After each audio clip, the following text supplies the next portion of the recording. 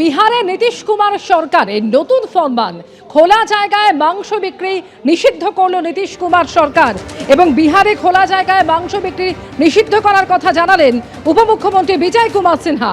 যারা খোলা জায়গায় মাংস বিক্রি করবে, নিষেধাজ্ঞা মানবে না, তাদের বিরুদ্ধে কড়া পদক্ষেপ নেওয়া হবে, ঘোষণা বিহারের উপমুখ্যমন্ত্রী বিজয় কুমার সিনহার।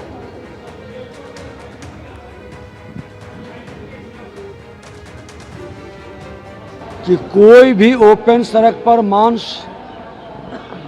नहीं बेचेगा, किसी के भावना को आहत नहीं करेगा, नियम के अनुकूल जिसको लाइसेंस मिला है उसका उल्लंघन करने वाले पर सख्त कार्रवाई होगी।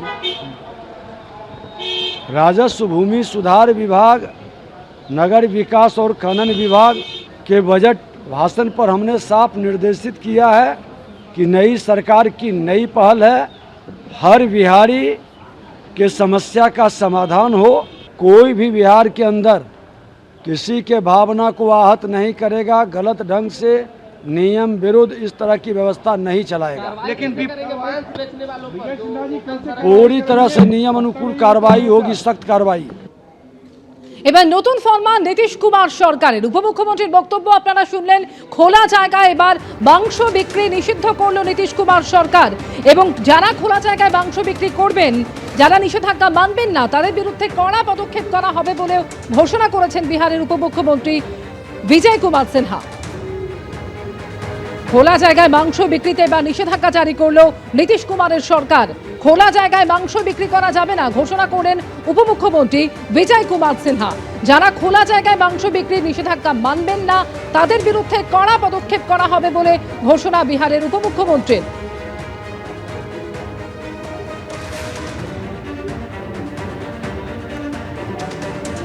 নীতিশ কুমার সরকারের এবার নতুন ফরমান, খোলা জায়গায় মাংস বিক্রি করা যাবে না। খোলা জায়গায় মাংস বিক্রি নিষিদ্ধ করলো নীতিশ কুমারের সরকার। যারা খোলা জায়গায় মাংস বিক্রি নিষেধাজ্ঞা মানবেন না, তাদের বিরুদ্ধে কড়া পদক্ষেপ করা হবে বলে ঘোষণা করলেন বিহারের উপমুখ্যমন্ত্রী বিজয় কুমার সিনহা। সব রকম খাবার চলছে, সব চলবার কথা, সব ধর্মের লোকজনদের একসঙ্গে নিয়ে চলার কথা।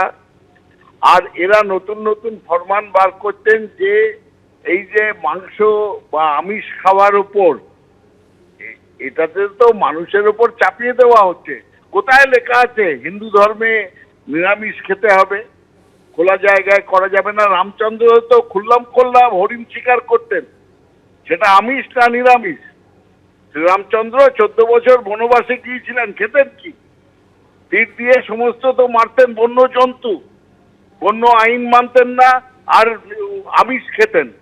মহাভারতের সমস্ত আমিষ খাওয়ার কথা লেখা আছে ছত্রে ছত্রে। আর সেক্ষেত্রে আজকে এরা হঠাৎ হুলিয়া জারি করছে যে আমিষ খাওয়া যাবে না, মাংস প্রকাশ্যে বিক্রি করা যাবে না। আস্তে আস্তে এই দেশটাকে একটা অটোক্রেটিক দেশে তৈরি করছে।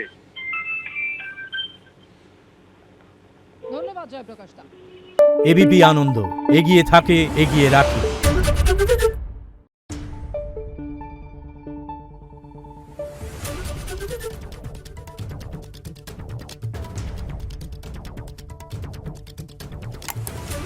Thank you.